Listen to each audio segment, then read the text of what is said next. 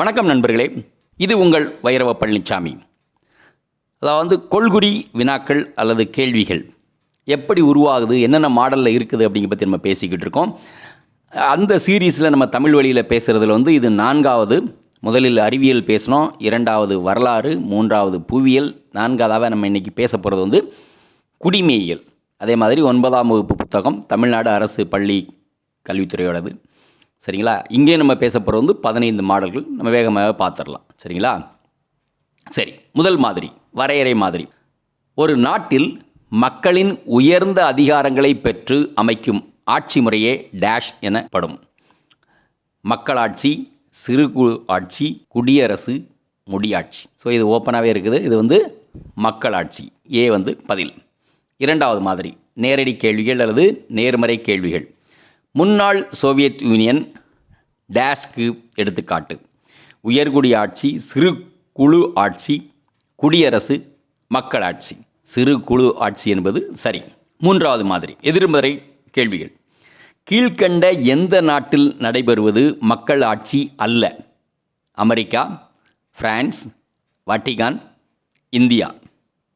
Of course இது Vatican. அங்கே நடக்கக்கூடியது மத குருமார்கள் நடத்தக்கூடிய ஆட்சி. மற்ற இடத்துல எல்லாமே டெமோக்ரஸி, மக்களாட்சி நடைபெறுகிறது. சரிங்களா?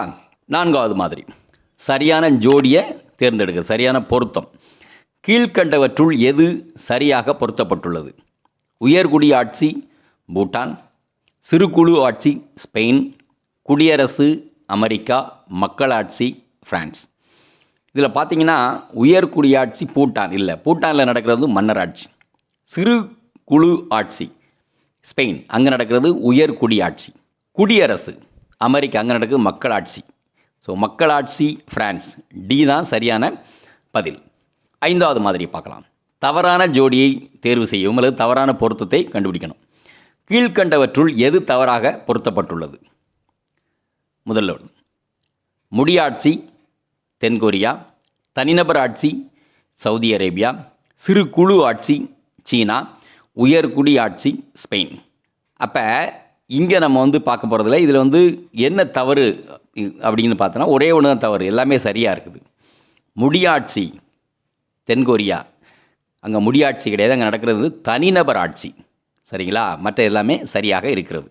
மாதிரி 6 கூற்றும் அறிக்கையும். கூற்று 1, குடவோலை முறையை பின்பற்றியவர்கள் சோழர்கள்.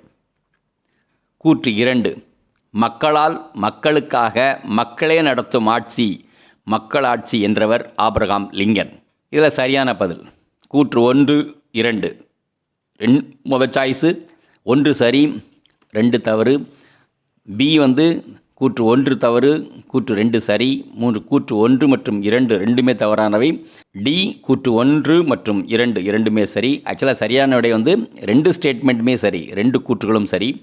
அதில் இங்கிலீஷில் நம்ம சொல்கிறதா இருந்தால் லிங்கன் அவர்கள் சொன்னது எப்படின்னா, government of the people, by the people and for the people.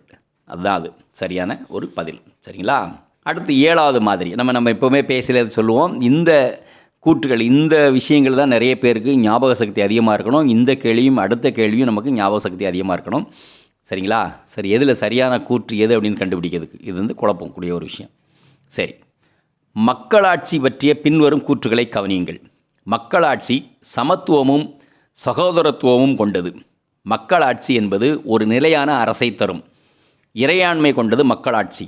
மக்கள் ஆட்சியில் முடிவுகள் வேகமாக எடுக்கப்படுகின்றன.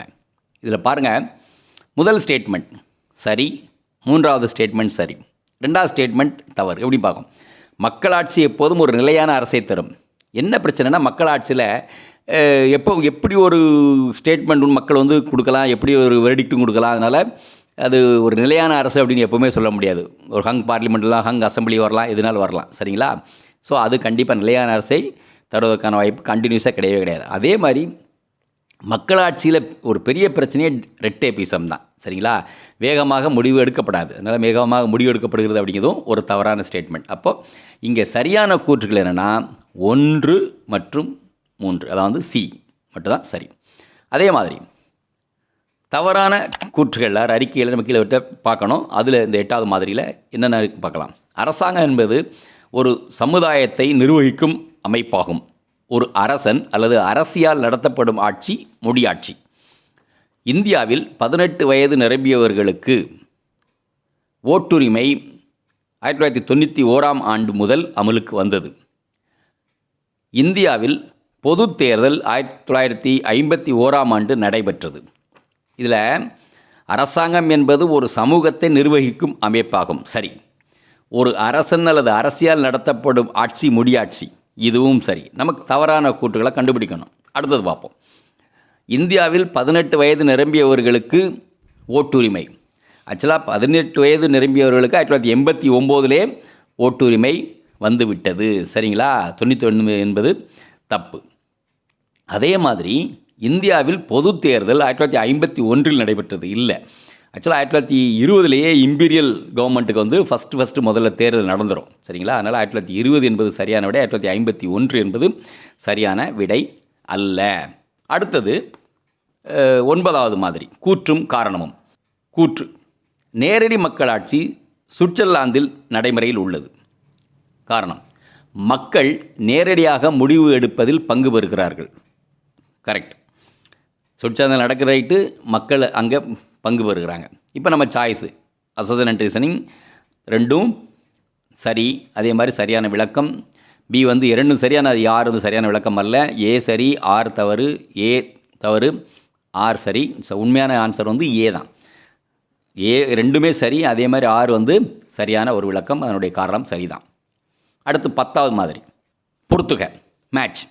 அமெரிக்கா, பிரான்ஸ், உயர்குடியாட்சி, தனிநபர் ஆட்சி. ஆப்போசிட் பார்த்தீங்கன்னா ஏபிசியில் தென்கொரியா, ஸ்பெயின், குடியரசு, மக்களாட்சி. இதில் பார்த்தீங்கன்னா அமெரிக்காவில் நடக்கிறது மக்களாட்சி, பிரான்ஸில் குடியரசு, உயர்குடியாட்சி ஸ்பெயின், தனிநபர் ஆட்சி தென்கொரியா. சரிங்களா? ஸோ வந்து டிசிபிஏசி சரியான பதில். 11வது மாதிரி, சரியான ஜோடிகளை, சரியான பொருத்தங்களை. இப்போ வந்து அதே பொருத்துகையில் வந்து 2 சரியான இது இருக்கும், அந்த 2ஐயும் கண்டுபிடிக்கணும். இந்த கேள்விகள் நிறைய நம்ம டிஎன்பிஎஸ்சி கொஸ்டின்ஸில் இருக்குது, பார்க்கலாம். கீழ்கண்டவற்றில் சரியான பொருத்தங்களை தேர்ந்தெடுக்கும். தனிநபர் ஆட்சி சவுதி அரேபியா, பிரதமரை நியமிப்பவர் குடியரசுத் தலைவர், முதல் பொதுத் தேர்தல் 1948-49, நேரடி மக்கள் ஆட்சி தோற்றம் இந்தியா. இதில் பார்த்தீங்கன்னா முதல் 2ம் சரியாக பொருந்திருக்கு. தனிநபர் ஆட்சி சவுதி அரேபியா அண்ட் பிரதமரை நியமிப்பவர் வந்து குடியரசுத் தலைவர். முதல் பொது தேர்தல் ஆக்சுவலாக இது வந்து 1920 எடுக்கலாம். அப்படி மறுபடியும் தேர்தல் நடந்துச்சுன்னா எலெக்டட் கவர்மெண்ட்டுக்கு அப்புறம் பார்த்தீங்கன்னா 1951-52, 48-49 கண்டிப்பாக இல்லை, தப்பு. நேரடி மக்கள் ஆட்சி தோற்றம். நேரடி மக்கள் ஆட்சி இங்கே தோன்றுறது எங்கன்னா கிரீஸில், கிரேக்க நாட்டில். அப்போ இங்கே என்னது சரி வந்து 1, 2 மட்டும். ஸோ சி தான் சரியான பதில். 12வது மாதிரி, தவறான ஜோடி. அதே மாதிரி தான் தவறான கண்டுபிடிக்கணும். முடியாட்சி பூட்டான், தனிநபர் ஆட்சி வடகொரியா, சிறுகுழு ஆட்சி இன்றைய ரஷ்யா, முடியாட்சி இங்கிலாந்து. பாருங்கள் 1, 2 முடியாட்சி பூட்டான் சரி, தனிநபர் ஆட்சி வடகொரியா சரி, சிறுகுழு ஆட்சி இன்றைய ரஷ்யா வந்து சிறுகுழு ஆட்சி கிடையாது. அங்கே டெமோக்ரஸி, அங்கே எலெக்ஷன் நடக்குது. சரிங்களா? அது வந்து சிறுகுழு ஆட்சி எப்போ நடந்ததுன்னா அது வந்து பழைய யுஎஸ்எஸ்ஆர். சரிங்களா? ஸோ யூனியனாக இருக்கல அப்படி இருந்தது. அடுத்த மாதிரி முடியாட்சி இங்கிலாந்தில் கிடையாது. ஸோ அப்போ தப்பு இதெல்லாம் 3, 4. ஸோ பி வந்து சரியாக உள்ள ஆன்சர். அடுத்து மாதிரி 13, காலவரிசை, கிரோனாலஜி, வரிசைப்படுத்துறது. கீழ்கண்டவற்றில் இந்திய அரசில் ஏற்பட்ட நிகழ்வுகளை கால வரிசைப்படுத்தணும். 1, இந்தியாவில் முதல் பொது தேர்தல், இந்தியா சுதந்திரமடைதல், பாராளுமன்ற கட்டிடம் கட்டுதல், இந்தியா குடியரசாக மாறுதல். இப்போ பார்த்தீங்கன்னா அந்த சாய்ஸில் இந்தியா குடியரசாக மாறுதல்னு கடைசியில் இருக்குது எல்லாமே. அப்போ மீதி 3லையும் தான் என்ன குழப்பம் பார்க்கணும். இப்போ என்ன குழப்பம்னா இந்தியாவின் வந்து முதல் பொது தேர்தல் வந்து 1920ஆம் ஆண்டு தான் முதல்ல நடக்குது. சுதந்திர இந்தியாவின்னு கேட்டால் 1951-52. ஆனால் இந்தியாவின் முதல் தேர்தலாம் 1. சுதந்திரம் அடைதல் நமக்கு தெரியும் 1947. பாராளுமன்ற கட்டடம் 1927 கட்டி முடித்தாங்க. ஸோ அப்போ ரிவர்ஸ் அப்படியே பார்த்தீங்கன்னா 1, 3, 2, 4. ஸோ சி சரியான பதில். சரி, அடுத்து மாதிரி 14, ஆட்மேன் அவுட், அதாவது வித்தியாசமான ஒன்றை கண்டுபிடிக்கணும். கீழ்கண்டவற்றில் வித்தியாசமான ஒன்றை கண்டுபிடிக்கவும். சீனா, Venezuela, Soviet Union, Saudi Arabia. இப்போ பார்த்தீங்கன்னா எல்லாத்துலேயும் இந்த அலிகாரிக்கின் சிறுகுழு ஆட்சி, சவுதி அரேபியாவில் மட்டும் மன்னர் ஆட்சி, சரிங்களா, இண்டிவிஜுவல் ஆட்சி. அதனால் மீதி எல்லாம் முடிஞ்சது. ஸோ டி தான் அதிலிருந்து வித்தியாசமாக இருக்கக்கூடியது. ரைட். மாதிரி 15 கருத்து அல்லது ஃபார்முலா வாய்ப்பாடு. நம்ம என்ன படிச்சிருக்கோம் அதை வச்சு எப்படி இது பண்ணுறதுன்னு சொல்லிட்டு 15வது கேள்வி. வயது வந்தோருக்கான வாக்குரிமை அவர்களின் குடிமக்களுக்கு எந்த மாதிரி அரசாங்கம் என்பதை பொருட்படுத்தாமல் வழங்கப்பட்டால் எந்த நாட்டில் அதிக வாக்காளர்கள் இருப்பர்? இந்தியா, அமெரிக்கா, பிரேசில், சீனா. கண்ணை மூடி சொல்லலாம் சீனா. ஏன்னா நம்ம இந்தியாவை பக்கம் தான் நம்ம கண்ணு போகும். அது டெமோக்ரஸி அங்கே தான் இருக்குது. மக்களுடைய பாப்புலேஷன், மொத்த மக்களுடைய எவ்வளோ பேர் இருக்காங்கன்னு பார்த்து அவ்வளோ பேருக்கு ஓட்டுரிமை கொடுத்துடணும். வாக்குரிமை நம்ம கொடுத்துட்டோம்னா என்ன நடக்கும்னா சீனா தான் முதல்ல வரும். சரிங்களா? சரி, இந்த 15 மாடல் நம்ம பார்த்துட்டோம். இப்போ இந்த வெரைட்டி ஆஃப் கேள்வி நம்ம பார்க்குறோம். அப்போ நம்ம புத்தகத்தை படிக்கையில் வந்து ஒரு பாடத்தை படிக்கையில், ஒரு சாப்டரை படிக்கையில் வந்து எப்படி கொஸ்டின் ஃப்ரேம் பண்ணலாம் அப்படின்னு மென்டலி, அதாவது நம்ம மூளையில் வந்து அப்படியே உருவாக்கிக்கிட்டே போனோம்னா படிக்கிறது ரொம்ப ஈஸி. அது மட்டுமல்ல, தேர்வுகளில் வந்து ரொம்ப எளிதாக இருக்கும் உங்களுக்கு. ஸோ முதல்ல இந்த மாடலை புரிஞ்சுக்கங்க. அப்புறம் மற்ற கேள்விகளெல்லாம் ஒவ்வொரு சாப்டர் வைஸும் நம்ம பார்ப்போம். அது ரொம்ப உங்களுக்கு கண்டிப்பாக பயனுள்ளதாக இருக்கும். நன்றி. இந்த வீடியோ உங்களுக்கு பிடிச்சிருந்தா லைக் பண்ணுங்க, ஷேர் பண்ணுங்க, சப்ஸ்கிரைப் பண்ணுங்க, கமெண்ட் பண்ணுங்க, பெல் ஐக்கன் பிரஸ் பண்ண மறந்து போயிடாதீங்க. அப்பதான் நாங்கள் போஸ்ட் பண்ற வீடியோவோட நோட்டிஃபிகேஷன் உங்களுக்கு வரும்.